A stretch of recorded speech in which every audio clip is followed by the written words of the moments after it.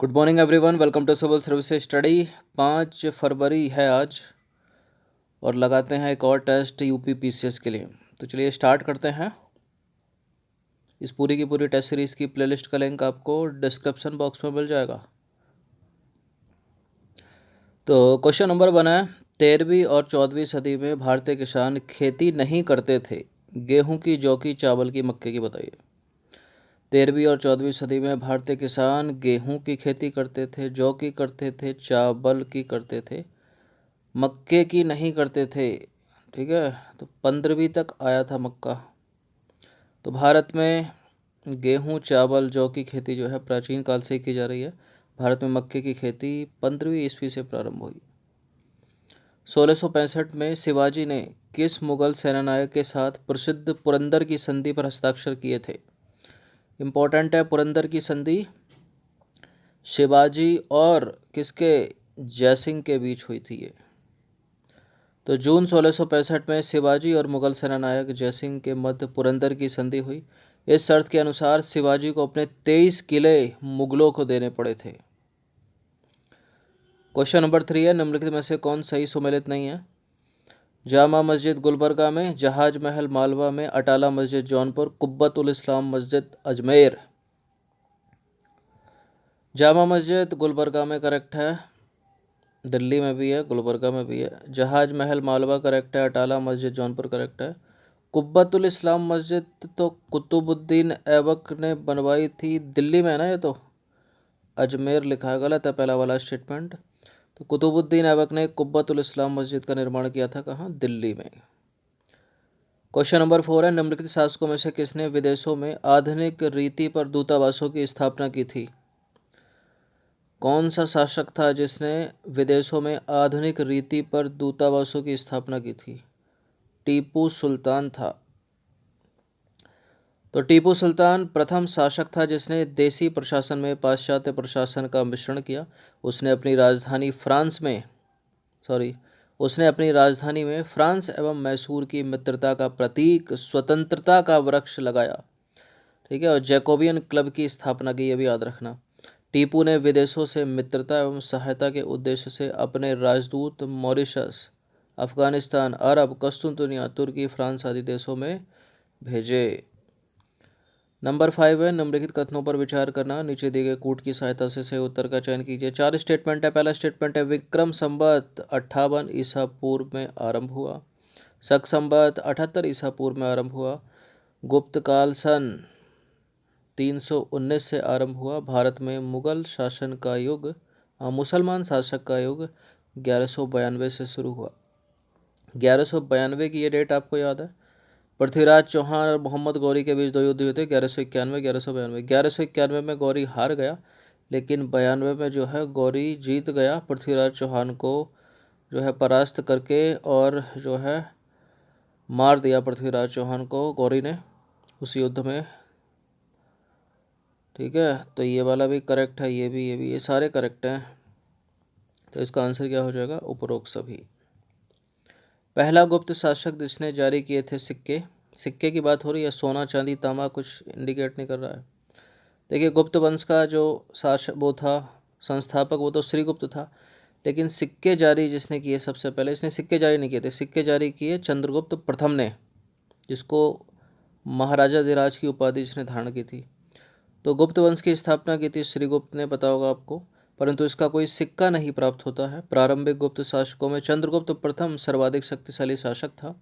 इसने महाराजाधिराज की उपाधि धारण की थी। यह पहला गुप्त शासक था जिसने सिक्के जारी किए थे। तो महाराजाधिराज की उपाधि बहुत पूछते हैं, चंद्रगुप्त प्रथम की है। और विक्रमादित्य कौन है? चंद्रगुप्त द्वितीय। निम्नलिखित में से किसने मित्र मेला संघ को शुरू किया था? मित्र मेला संघ कौन शुरू किया था, जो बाद में बन गया था अभिनव भारत? याद आया कुछ? विनायक दामोदर सावरकर, यानी बीडी सावरकर। तो मित्र मेला संघ की स्थापना की थी विनायक दामोदर सावरकर, यानी बीडी सावरकर ने। बाद में 1904 में परिवर्तित होकर यह संस्था जो है अभिनव भारत नामक संस्था बन गई। बहुत पूछते हैं अभिनव भारत, बीडी सावरकर, याद रखना। क्वेश्चन नंबर 8 पर आ जाइए, निम्नलिखित में से किसने 1920 के नागपुर के इंडियन नेशनल कांग्रेस के अधिवेशन में असहयोग के प्रस्ताव को प्रस्तावित किया था?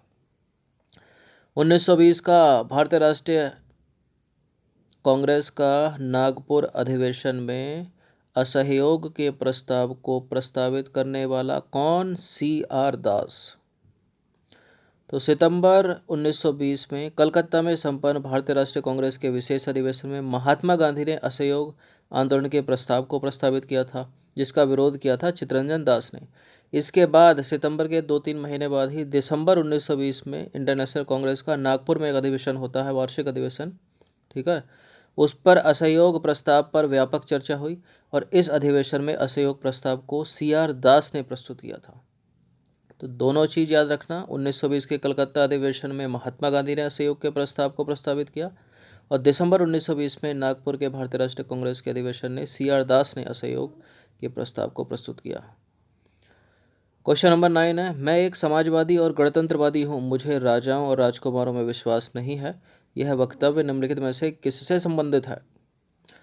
किसने कहा है? ये नरेंद्र देव ने नहीं कहा है, अच्युत पटवर्धन ने भी नहीं कहा है, जयप्रकाश नारायण ने नहीं कहा है, जवाहरलाल नेहरू के वक्तव्य हैं ये। तो उपरोक्त कथन है पंडित जवाहरलाल नेहरू का, भारत के प्रथम प्रधानमंत्री। क्वेश्चन नंबर 10 पर आ जाइए। इनमें से किसने स्वदेशी आंदोलन का नेतृत्व दिल्ली में किया था? 1905 के स्वदेशी आंदोलन का नेतृत्व दिल्ली में करने वाला है सैयद हैदर रजा। तो 1905 में हुए स्वदेशी आंदोलन का नेतृत्व दिल्ली में किया था सैयद हैदर रजा ने। इंपॉर्टेंट है, याद रखिए। क्वेश्चन नंबर 11 है, 1857 की क्रांति के निम्नलिखित नेताओं में से किसका वास्तविक नाम रामचंद्र पांडुरंग था? बीरबल का नाम भी पूछ लेते हैं, महेश दास था। रामचंद्र पांडुरंग किसका नाम था? तात्या टोपे का। ऑप्शन नंबर C है इसका आंसर।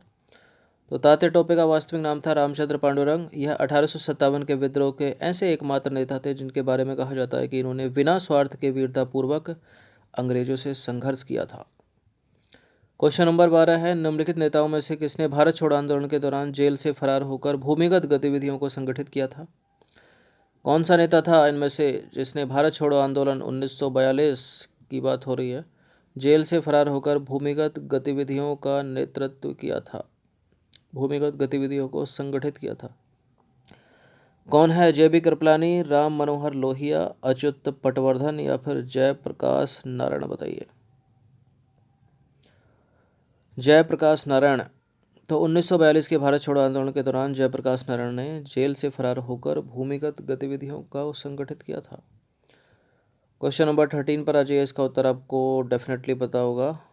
दक्षिण अफ्रीका से वापस लौटने के पश्चात महात्मा गांधी ने अपना प्रथम सफल सत्याग्रह निम्नलिखित में से कहाँ शुरू किया था? बिहार के चंपारण में। तो दक्षिण अफ्रीका से 1915 में आए थे महात्मा गांधी वापस लौटकर, और पहला अपना सफल सत्याग्रह उन्होंने भारत में बिहार के चंपारण में 1917 में किया था। क्वेश्चन नंबर 14 पर आ जाइए, निम्नलिखित में से किसने सभी तीनों गोलमेज सम्मेलन में भाग लिया था? पहला गोलमेज सम्मेलन हुआ था 1930 में, दूसरा हुआ था 31 में और तीसरा हुआ था 32 में। तो तीनों गोलमेज सम्मेलन में भाग लेने वाले थे भीमराव अम्बेडकर, और महात्मा गांधी ने दूसरे वाले गोलमेज सम्मेलन में भाग लिया था 1931 में। तो डॉक्टर अंबेडकर ने लंदन में आयोजित तीनों गोलमेज सम्मेलन में भाग लिया था, ठीक है, round table conference. Question number 15 पर आ जाइए, अंतिम प्रश्न है, निम्नलिखित में से कौन महाभारत के तेलुगु अनुवादों के लिए विख्यात है? बताइए। कंबन, कुट्टन, नन्नन, टिक्कन। महाभारत का तेलुगु में अनुवाद नन्नन और टिक्कन, मतलब तीसरा और चौथा, इसका आंसर हो जाएगा C। तो महाभारत का तेलुगु अनुवाद नन्नयन एवं टिक्कन ने किया था। चोल शासक राजराज राजेंद्र के कहने पर नन्नयन ने महाभारत का तेलुगु अनुवाद किया। नारायण भट्ट नामक एक प्रतिभाशाली कवि उनका सहायक था। टिक्कन भी एक प्रसिद्ध ब्राह्मण था जिसने महाभारत का तेलुगु में अनुवाद किया। इंपॉर्टेंट है, इसको याद रखना। तो ये 15 प्रश्न इंपॉर्टेंट है हिस्ट्री के, इनकी प्रैक्टिस कम से कम एक बार कर लीजिएगा। पूरी की पूरी इस UP PCS की टेस्ट सीरीज़ की प्लेलिस्ट करेंगे, आपको डिस्क्रिप्शन बॉक्स में मिल जाएगा, वहाँ पर आप टेस्ट नंबर 1 से लेकर कौन सा है 129 जो भी है उस तक पहुँच सकते हो, 128 या 29। धन्यवाद।